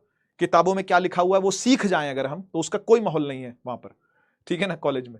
तो कॉलेज में तो वैसे ही भट्टा बैठ गया, तो पढ़ाई से वैसे ही दूर हो गए। फिर स्किल्स पर आ गए कि भाई स्किल चाहिए, कोडिंग सीखी तो फिर वहाँ इंटरव्यू क्रैक हो गया 2-3 कंपनियों का, तो फिर उसमें से एक में मैं चला गया तो वहां पे एक 1-1.25 साल मैंने काम किया, मुझे चेन्नई भेज रहे थे, ठीक है ना। तो कुछ टाइम गया, फिर मैं छोड़ करके आ गया वहां से। मैं कहा भाई अब मुझे नहीं पता मैंने जिंदगी में क्या करना है। तो मुझे उसकी बात याद आई, शिवम नाम था उसका, दोस्त का, आज भी है, उसकी मुझे याद आई, कह रहा यार तू पढ़ाता अच्छा है, तेरी बात जो है ना वो दिल और दिमाग में उतर जाती है। मैंने कहा अच्छा ऐसा है क्या, चलो पढ़ाते हैं। फिर मैंने पढ़ाना चालू कर दिया, अपने घर के बिल्कुल साथ में एक बड़ी सी कोचिंग थी मेरे, तो मैंने वहां जाना चालू कर दिया। तो घर से पैदल जाता था, फिर कभी बाइक लेकर के चला जाता था, वो उस कोचिंग थोड़ी सी आगे शिफ्ट हो गई थी, तो फिर मैं बाइक लेके चला जाता था। फिर वहां से फिर एक और कोचिंग में गया जिसका थोड़ा सा ज्यादा बड़ा नाम है, यहाँ नहीं ले सकता वो नाम, में काफी बड़ा नाम है उसका। फिर उसके बाद फिर थोड़ा आगे की जर्नी फिर ऐसे चलती गई, मतलब पढ़ाने में आ गया मैं। तो बात ये थी, मतलब मुझे याद आ गया एस्ट्रोनॉमिकल टेलीस्कोप से ही वो मुझे बात याद है, क्योंकि यही उसने सबसे पहले मुझसे पढ़ा था आकर के, एस्ट्रोनॉमिकल टेलीस्कोप, ठीक है। तो मैंने उसको शायद बहुत अच्छा पढ़ाया था, और मैंने शायद आज भी बहुत अच्छा पढ़ाया आपको, मुझे नहीं पता, ये आप मुझे बताओगे, है ना। मैं एक बार चैट ओपन कर रहा हूं, है ना। समझ में आया बेटा तो फायर इमोजी लगाइएगा, समझ में आया तो फायर इमोजी लगाइएगा जल्दी से। उसके बाद हम लोग रिफ्लेक्टिंग टाइप्स के टेलीस्कोप पर चलते हैं जल्दी से, ठीक है, जल्दी से फायर इमोजी लगा दीजिए, जल्दी जल्दी जल्दी जल्दी। ये बात समझ में आ गई है, हाथ से लिख लोगे, हाथ से लिख लोगे कम से कम 2-3 बार, कम से कम 2-3 बार हाथ से लिख लोगे। चलिए बढ़िया, चलिए बढ़िया।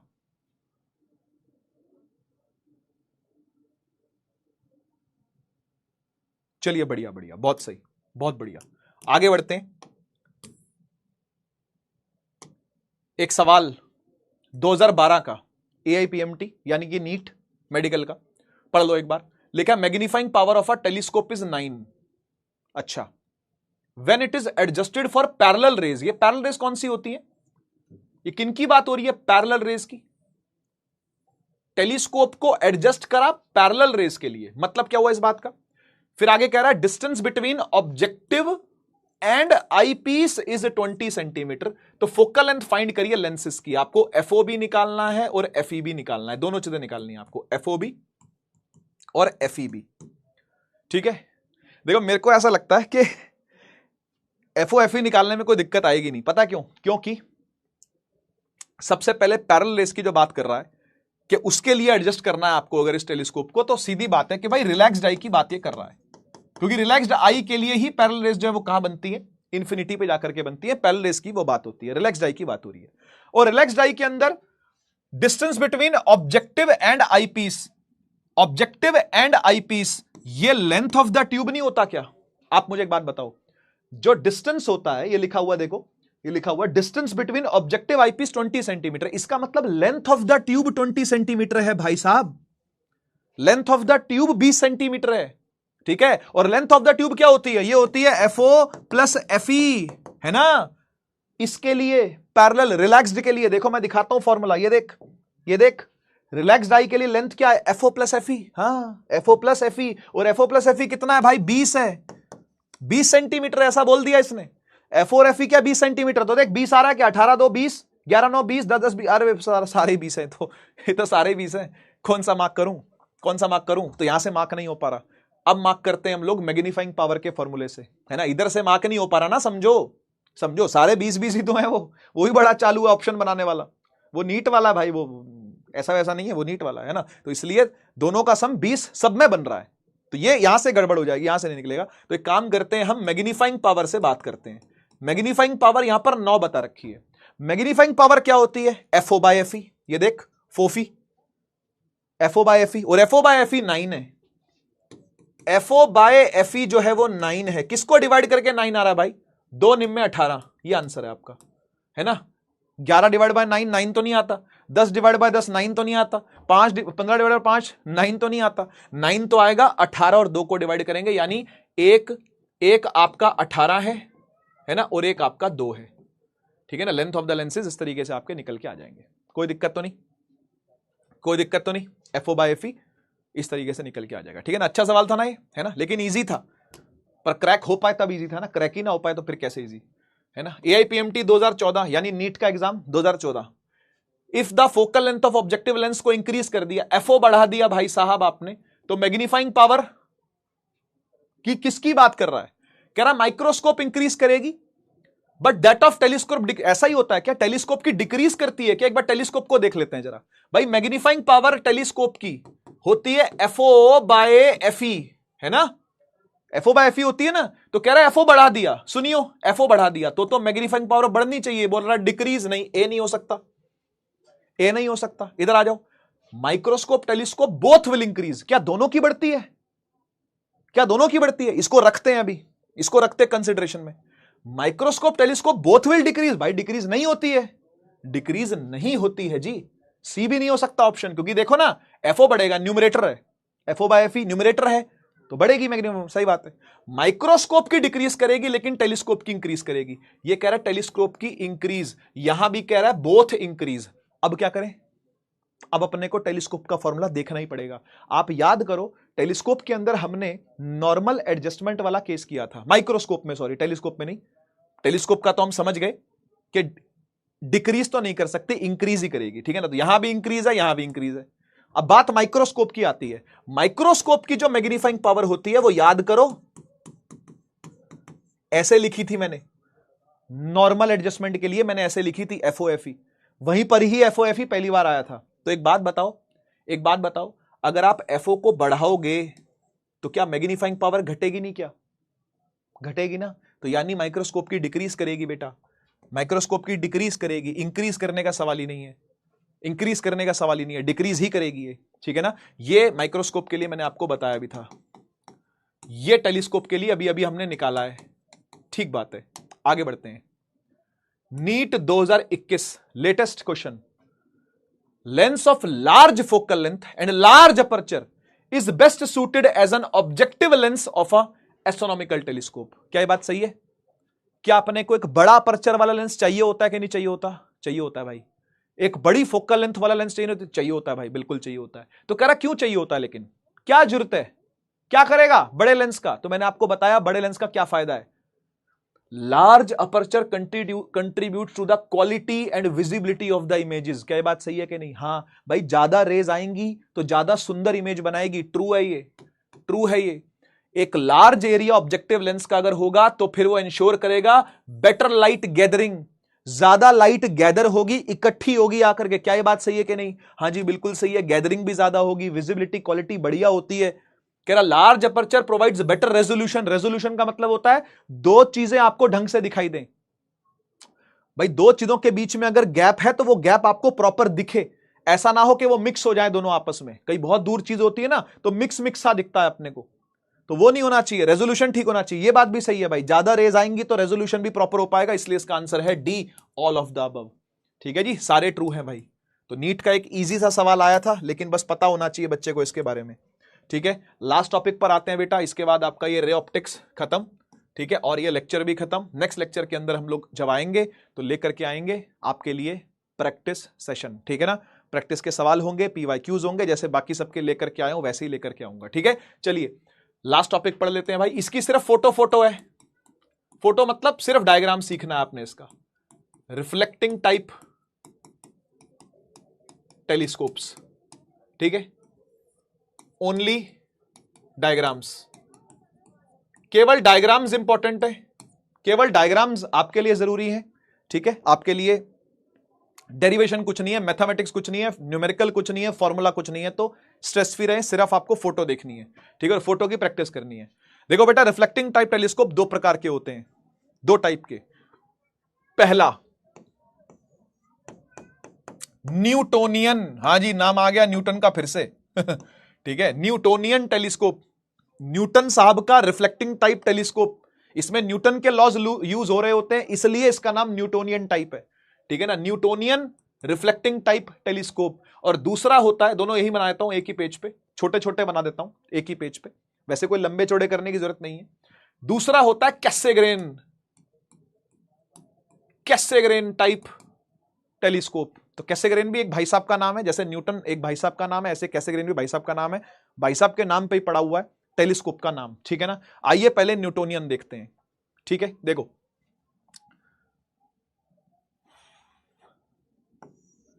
एक कॉनकेव मिरर होता है बेटा इसमें। ठीक है, एक कॉनकेव मिरर होता है इसके अंदर, उस पर हम लोग लाइट फेंक के मारते हैं। देखिएगा, उस पर हम लोग लाइट फेंक के मारते हैं। ये लाइट फेंक के मारी, ठीक, कोई दिक्कत? अच्छा, अब ये जो लाइट आकर के इस पे गिरी है तो इसका क्या होगा? सर ये तो कन्वर्ज करेगी, हां बिल्कुल सही बात है, कन्वर्ज करेगी, है ना, कन्वर्ज करेगी। लेकिन इसको फुल्ली कन्वर्ज करने से पहले ही रोक दिया जाता है। Oh my God, but why sir?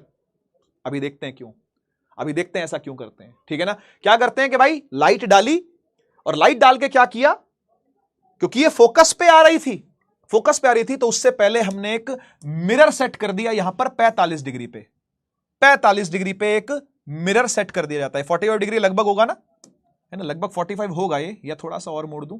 नहीं ठीक है, चलो ठीक है, चलो कोई नहीं। एक 45 डिग्री पर मिरर लगा दिया जाता है, प्लेन मिरर। यस बिल्कुल सही समझे आप, प्लेन मिरर, या कोई लेंस वेंस का कोई सीन ही नहीं है, या मिरर लगते हैं। मिरर देखो रिफ्लेक्टिंग टाइप है ना, तो लेंस नहीं लगता, यहां मिरर लगते हैं। ठीक है, तो आया, ये लाइट आई,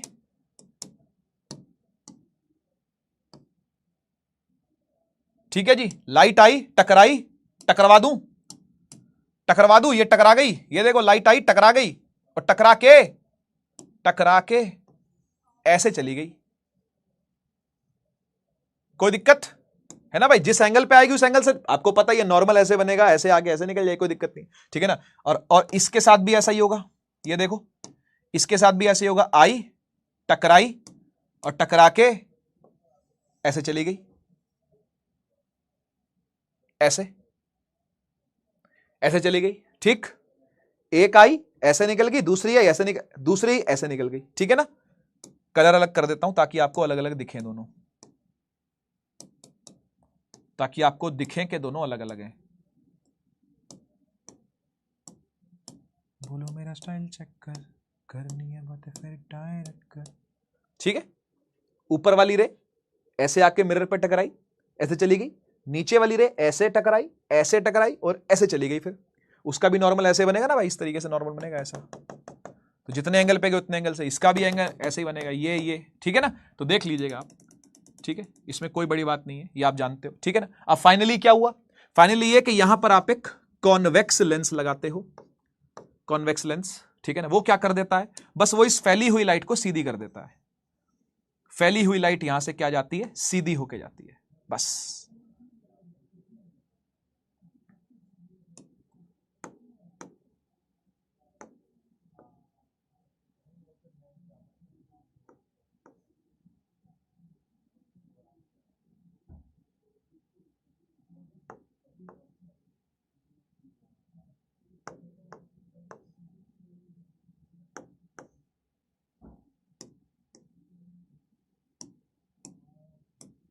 बस यहां आंख होती है आपकी, इधर आंख होगी, ये आंख है, ठीक है जी।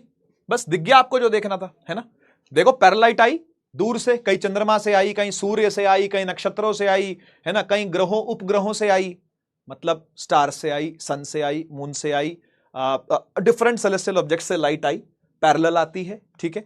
एक मिरर रखा हुआ है, उस मिरर की हेल्प से फोकस पे मिलने वाली होती है, मतलब मिलनी होती तो ये यहां मिल जाती, पर हमने मिलने ना दी, है ना। मिलने को ये यहां मिल जाती, इधर इसका फोकस होता, लेकिन हमने इसको मिलने ना दिया, हमने इसको मिलने ना दिया। हमने पहले ही एक मिरर 45 डिग्री पे रख दिया, जिसकी हेल्प से ये दोनों रिफ्लेक्ट हो गई, रिफ्लेक्ट होकर कॉन्वेक्स लेंस की हेल्प से ये सीधी हो गई और हमारी आंख में चली गई।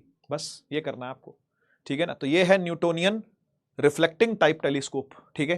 कैसेग्रेन देख लो एक बार जरा, कैसेग्रेन देख लो। इसके फिर मैं फायदे बताता हूं आपको कि यही क्यों यूज किए गए, ये क्यों यूज किए जा रहे हैं। अच्छा भला था तो एस्ट्रोनॉमिकल टेलीस्कोप इतना बढ़िया, फॉर्मूला भी निकल रहा है, लेंथ ऑफ द ट्यूब सब कुछ आ रहा है, फिर ये मिरर क्यों लगाए जा रहे हैं, तो मैं बताऊंगा आपको इसका कारण क्या है ना। दूसरे पे आओ, एक बार कैसेग्रेन की बात करते हैं। कैसेग्रेन थोड़ा ज्यादा इंपॉर्टेंट है, न्यूटोनियन से थोड़ा ज्यादा इंपॉर्टेंट है कैसेग्रेन, ठीक है, थोड़ा ज्यादा। तो स्टार लगा देता हूं। ये कुछ ऐसा है, देख,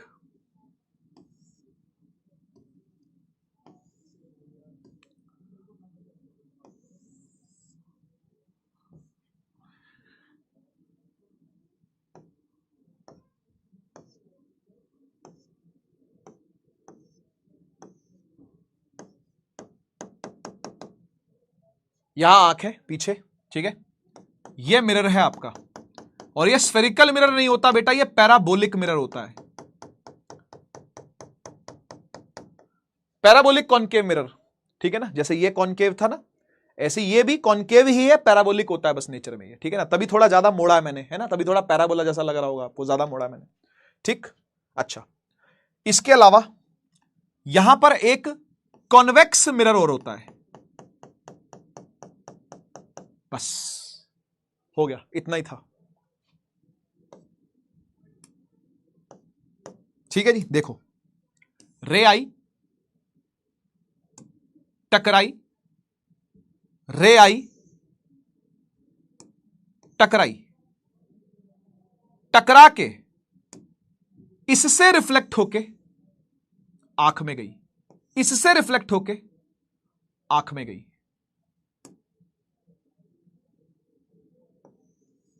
मतलब ऐसे, बस उधर आंख है, वहां दिख जाएगा, खत्म, ये था। देखो फिर से देखो, लाइट आई, इससे टकराई, यहां गई, इससे टकराई, यहां गई, फिर एक कॉन्वेक्स मिरर रखा हुआ जिससे कि उस तरफ को चली गई लाइट, बस ये, ठीक है। इसको कैसेग्रेन बोलते हैं, ठीक। अच्छा, एडवांटेज क्या है, अब मिरर क्यों यूज किए जा रहे हैं, तो पहली एडवांटेज देखो, वाई रिफ्लेक्टिंग टाइप, ये थ्योरी के सवाल आते हैं बेटा। Why reflecting type telescopes are used, सबसे पहले, सबसे पहली चीज सबसे पहली चीज, स्फेरिकल एब्रेशन नहीं होने देंगे। स्फेरिकल एब्रेशन याद है आपको? एकदम स्टार्टिंग में पढ़ा था हमने स्फेरिकल एब्रेशन, बिल्कुल स्टार्टिंग के लेक्चरों में पढ़ा था हमने कि स्फेरिकल एब्रेशन क्या होता है ना भाई। देखो जब भी गोल घूमा मिरर होता है ना, तो ये वाली जो रेज होती हैं मार्जिनल रेज, ये अपना अलग फोकस बनाती हैं, और जो पेरेक्सियल रेज होती हैं ये अपना अलग फोकस बनाती हैं। तो आपको इमेज जो है वो खराब दिखती है, इसलिए कहा गया था कि पैराबोलिक मिरर यूज करिए, ऐसे मिरर यूज करिए। याद है बात, है ना? क्योंकि ये सारी की सारी रे ऑफ लाइट्स एक ही पॉइंट पर फोकस करवाता है, एक ही पॉइंट पर फोकस करवाता है, याद है ना? तो इसको स्फेरिकल एब्रेशन बोलते हैं। तो स्फेरिकल एब्रेशन रिमूव करने के लिए, है ना, स्फेरिकल एब्रेशन को क्या करने के लिए? रिमूव करने के लिए। सबसे पहला पॉइंट ये। दूसरा एब्रेशन भी होता है एक, वो भी सुनो क्या होता है। दूसरे एब्रेशन को बोलते हैं क्रोमैटिक एब्रेशन। ये नया शब्द आया आपके लिए तो पकड़िएगा, नया वर्ड आया है तो आपको पकड़ना है। क्रोमैटिक एब्रेशन को भी रिमूव करते हैं इससे। वो कैसे? देखो, क्रोमैटिक एब्रेशन वहां होती है जहां लेंस होते हैं, यहां तो लेंस ही नहीं है। या लेंस है क्या? या तो मिरर काम कर रहे हैं रिफ्लेक्शन का। लेंस जहां होता है वहां पर क्रोमैटिक एब्रेशन होता है। क्रोमा का मतलब होता है रंग। असल में क्या होता है मैं आपको बताता हूं। क्रोमैटिक एब्रेशन भी क्या होती है जरा सुनिएगा। देखो होता क्या कि भाई ये लेंस है आपका, ठीक है, ये लेंस है, आपके पास मार्जिनल रेज भी है, आपके पास पेरेक्सियल रेज भी है, दोनों तरह की रेज है ना, ठीक है। तो होता पता क्या है, ये जो मार्जिनल वाली रेज होती है ये अपने जब लेंस पर पड़ती हैं तो ये रंगों को बांट देती है। मतलब जैसे प्रिज्म करता है ना ये काम, ये देखो ये भी शेप प्रिज्म की है। एक ही बना के दिखाता हूं, दो की जरूरत नहीं है, पेरेक्सियल और मार्जिनल बताने की जरूरत नहीं है यहां पर, ठीक है ना। एक ही रे से बता देता हूं कि भाई देखो ये लाइट आई, मान लो व्हाइट लाइट आई, ये व्हाइट लाइट आई, तो ये प्रिज्म जैसी शेप नहीं है इसकी क्या? यहां से देखो जरा, है ये लेंस की थोड़ी प्रिज्म जैसी शेप नहीं है क्या? और प्रिज्म जैसी शेप है तो क्या करेगा? प्रिज्म जैसी शेप है तो क्या करेगा? 7 रंगों में बांट देगा। तो ये प्रॉब्लम होती है, हां, लेंसों के साथ ये दिक्कत आती है। आपने प्रॉब्लम क्या है मतलब, ये आपने ये फिनोमेना बुलबुले में भी होता देखा होगा, बबल में बबल देखा आपने, जो साबुन का बबल बनता है, बुलबुला बनता है मोटा सा, वो जो करके फुलाते हैं छोटे छोटे बच्चे, तुमने फुलाए होंगे, बहुत सारे हैं शादी में जाकर के यहाँ गुब्बारे फैला रहे हैं, वो छोटे छोटे बुलबुले फैला रहे हैं, बबल्स, जो बबल वाली मशीन जो होती है वो मुंह से निकालने वाली जो होती है वो, है ना। तो उसमें भी ये चीज देखने में आती है कि भाई आपको बुलबुले में 7 रंग दिखाई देते हैं कभी कभी, है ना, बुलबुले में आपको रंग दिखाई देने चालू हो जाएंगे। तो वो क्यों हो रहा है? वो इसलिए ही हो रहा है क्योंकि शेप ही ऐसी है भाई। और व्हाइट लाइट पर लाइट जब आके पड़ेगी तो इसलिए अलग अलग वेवलेंथ, अलग अलग डिस्टेंस पर बट जाती है। यहां वायलेट आएगा, यहां रेड आएगा, बीच में विब्ग्योर आ जाएगा पूरा। तो ये अच्छी फोटो नहीं बना के देगा आपको, ठीक है। तो ये एस्ट्रोनॉमिकल टेलीस्कोप में दिक्कत आ रही थी। एस्ट्रोनॉमिकल टेलीस्कोप्स की ये प्रॉब्लम है कि यहां पर क्रोमैटिक एबरेशन भी हो जाती है, अलग अलग रंग दिखने लगते हैं, विब्ग्योर यही दिखने लगेगा आपको इधर ही। उसके बाद क्या तो दूसरी इमेज बनाओगे और क्या तो तीसरी इमेज बनाओगे उसकी। क्या बात को समझे ना, कि दूसरी तीसरी इमेज बनाने में ऐसी हो जाएगी, रंग बट गए यहां पे सारे, और बटे हुए रंग फिर जाएंगे दूसरे लेंस के अंदर, तो इमेज तो बनेगी लेकिन बटे हुए रंगों से बनेगी, तो आपको प्रॉपर कलर दिखाई नहीं देगा। क्रोमैटिक एबरेशन को भी रिमूव करता है क्योंकि आप मिरर यूज कर रहे हो, लेंस यूज ही नहीं कर रहे, समझ गए ना। तो स्फेरिकल एबरेशन रिमूव कैसे किया? पैराबोलिक मिरर यूज करके, पैराबोलिक मिरर यूज करके, ठीक बात। क्रोमैटिक एबरेशन कैसे कम किया? भाई मिरर यूज करके, मतलब लेंस यूज ना करके। समझ रहे हो ना, समझ रहे हो ना, क्लियर बात। तीसरी एप्लीकेशन बताता हूं, तीसरी एप्लीकेशन है कि आप लेंस को पीछे से सपोर्ट नहीं दे सकते। बड़ी समस्या है ये। मिरर के साथ ऐसी प्रॉब्लम नहीं है क्योंकि मिरर का एक तरफ का यूज ही नहीं होता हिस्सा, उसका तो एक ही साइड यूज होता है। तो पीछे तू चाहे स्टैंड लगा ले, चाहे तू उंगली लगा के पकड़ ले, चाहे तू पीछे गोंद लगा दे, गोंद लगते ना, गम लगा सकते हैं आप मिरर पे, समझ रहे हो ना। मिरर की बैक साइड पे गम लगा सकते हो आप, गम लगा के चिपका दो उसको, है ना, गोंद लगा के उसको चिपका दो। लेकिन लेंस को कहीं टिकाना हो, कहीं चिपकाना हो, तो उसके लिए स्टैंड चाहिए आपको लेंस का, क्योंकि वो आर पार करता है, समझ रहे हो ना। तो ये भी एक बड़ा मैकेनिकल इशू है, एक बड़ा मैकेनिकल इशू है कि लेंस को भाई स्टैंड चाहिए। मिरर में कोई समस्या नहीं, मिरर को पीछे सपोर्ट दे दो आप, ठीक है ना। तो लिख देता हूं यहां पर, mirrors can be supported, mirrors can be supported at back. पीछे से मिरर को सपोर्ट दी जा सकती है। देखिए मिरर लगा हुआ जैसे, है ना। तो पीछे से यहां से तो इसको सपोर्ट दे सकता है, दीवार लगा सकता है, यहां पर गोंद लगा दे, कुछ भी लगा दे, लेंस में नहीं हो सकता ये। लेंस को सोच, ये लेंस है, इसको खड़ा रखने के लिए यहां गोंद लगा दी, यहां स्टैंड लगा दिया, वाह बहुत बढ़िया, शाबाश। काम ही नहीं करेगा लेंस भाई, उसको तो आर पार करनी है लाइट, समझ रहा है कि नहीं। तो बड़ी है ना, बड़ी फिजिकल और मैकेनिकल सा, प्रैक्टिकल सा इशू है ये बहुत, कि मिरर जो है पीछे से स्टैंड लगाया जा सकता है, मिरर को सपोर्ट दिया जा सकता है, mirrors can be supported at back. ठीक। नंबर 4, चौथा भी एक ऐसा ही बड़ा इंजीनियरिंग इशू है, एक बड़ा ही इंजीनियरिंग वाला इशू है ये चौथा भी। क्या है बताता हूं आपको, इंजीनियर्स इसको हल कर पाए लेकिन पूरा हल नहीं हो पाया ये। पता क्या, लेंस हमेशा भारी होंगे, मिरर हमेशा हल्के होंगे, है ना। क्योंकि मिरर क्या है, मिरर तो आप समझो, लेंस तो अंदर से भरा हुआ है पूरा, हॉलो थोड़ी है लेंस। लेंस अंदर से हॉलो नहीं है ना, वो पूरा कांच का है अंदर से, तो वो भारी मिलेगा आपको हमेशा, है ना। लेंस आपको हैवी मिलेंगे तो ओवरऑल अपैरेटस आपका हैवी हो जाएगा। टेलीस्कोप यहां से वहां लेकर के जाना है, कहीं से कहीं ट्रांसपोर्ट करवाना है, मान लो जापान से मंगवाया आपने, कि हमें भाई टेलीस्कोप का ऑर्डर दो, तो आपका जो पूरा जो कंसाइनमेंट आएगा वो बहुत हैवी हो जाएगा, हैवी आएगा, कॉस्ट ज्यादा आएगी उसकी, तो कॉस्टिंग ज्यादा हो जाएगी, समझ लो। इकोनॉमिकल थोड़ा सा वो वाला इशू भी है यहां पर, ठीक है ना। तो lenses are heavy, lenses are heavy, ठीक है ना। Mirrors are light, mirrors are light, समझ गए ना। चलिए बस बहुत है, बहुत है आज के लिए, इतना काफी है। कैसा लगा आज का लेक्चर बेटा, जल्दी से बता दीजिए कमेंट सेक्शन के अंदर। होमवर्क आपका यही है बेटा कि जो जो चीजें हैं वो नोट्स में लिखनी है आपने, ठीक है ना, और 3 बार लिखने का प्रयास करना है, ठीक है। पिछले वाले लेक्चर को भी, इस वाले लेक्चर को भी, ठीक है जी। तो नोट्स जरूर लिखें 3-3 बार। बाकी आप लोग भाई रिवीजन करें ताबड़तोड़ तरीके से इस चैप्टर का। कल हम लोग प्रैक्टिस सेशन लेकर के आएंगे, तो रिवीजन आपका एकदम डन होना चाहिए, तभी प्रैक्टिस सेशन का लाभ आपको पूरा तरीके से मिल पाएगा। इतने मैच्योर आप हो गए हो, काफी सारे प्रैक्टिस सेशन आपने देख लिए हैं, ठीक है। तो चैप्टर पूरा पढ़ के आना, एक बड़ा चैप्टर है, it is a huge chapter, काफी सारे फॉर्मूले हैं चैप्टर के अंदर, काफी सारी डेरिवेशंस है चैप्टर के अंदर। तो yes, it is a derivation rich chapter, it is a formula rich chapter. फॉर्मूले सारे एक जगह पे लिख लेना, फॉर्मूला शीट आपकी रेडी होनी चाहिए आज रात से पहले। मिलते हैं नेक्स्ट क्लास में, तब तक के लिए take care, bye bye. Bharat माता की जय, जय हिंद, वंदे मातरम।